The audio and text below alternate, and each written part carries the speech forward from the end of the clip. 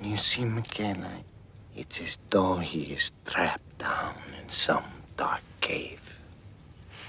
Because he's lost so much mind, he can't find his way out. Now we know his simple functions are intact.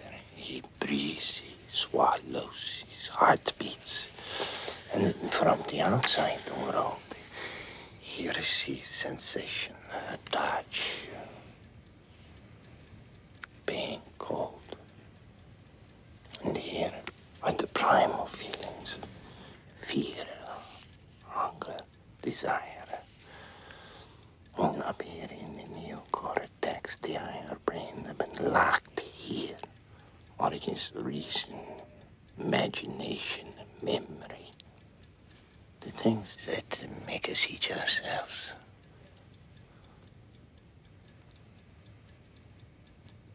So how does he reach us? When a simple swallow is such a huge task. To find the way, the path from his mind to the outside world. He's like wheeling himself through a brick wall. So he waits.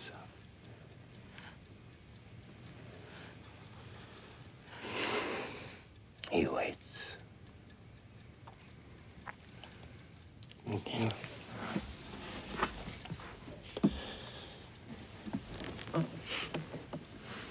Do you ever think that maybe all this struggle, it may have been for somebody else's kid?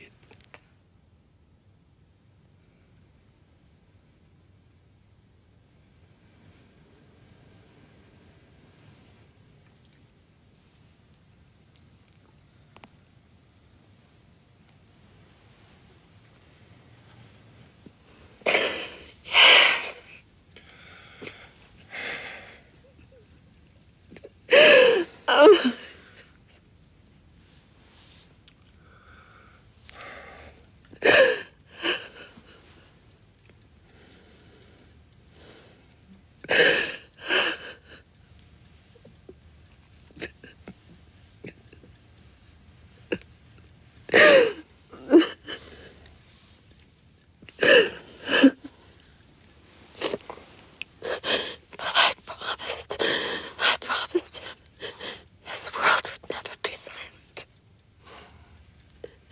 He would never be alone.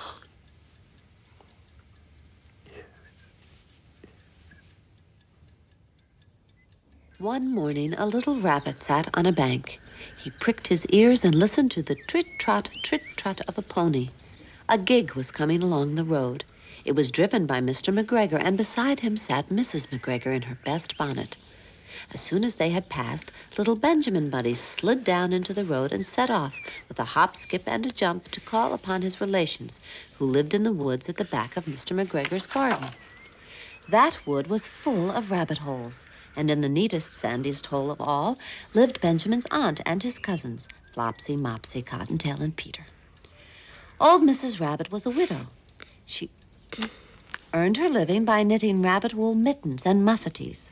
I once bought a pair. What's the matter, my darling? You don't like the story?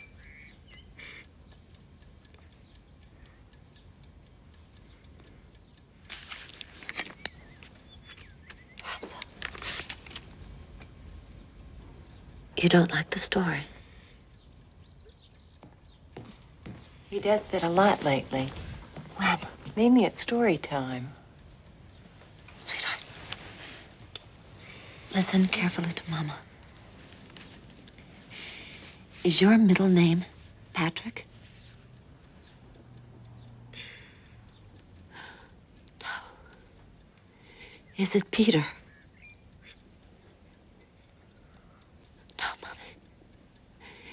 Is it Michael? Michael Murphy? Yes. Yes. Only you don't know how to say that, do you, my love? Will you teach Mommy how to say no? When you close your eyes, does that mean no? Oh, what an idiot. That was a yes question. All right. You don't want to hear any more Benjamin Bunny, do you? Oh, that's an emphatic reply. Very well, young man. No more Benjamin Bunny. I don't know how Mommy could have been so thoughtless. We're going to take all of these baby books right to the Children's Hospital. It's time for the big stuff. Something heroic. There you go. You gotta tell us what you want. The once and future king by T.H. White. The boy slept well in the woodland nest where he had laid himself down.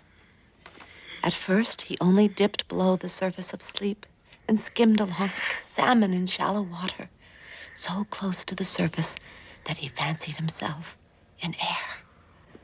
He thought himself awake when he was already asleep. He saw the stars above his face whirling on their silent and sleepless axis, and the leaves of the trees rustling against them.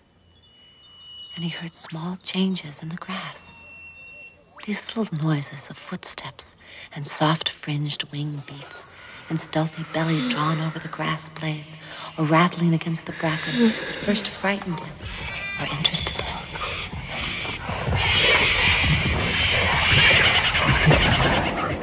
Okay. Is it your thumb? Is it your index finger? Your middle finger? Your little finger. It's your little finger. You think you can move your little finger? Okay. Tell your brain to tell your arm to tell your hand to move your little finger. Come on, sweetheart. Tell your brain to tell your arm to tell your hand to move your little finger. Come on, my friend. What a wonderful thing. A yes. And then there'll be a could be and a perhaps and maybe even a shut up, Mommy. But right now we just have to get to yes. So tell your brain to tell your arm to tell your hand to move your little finger. Come on, my love. Tell your brain to tell your hand to move your little finger.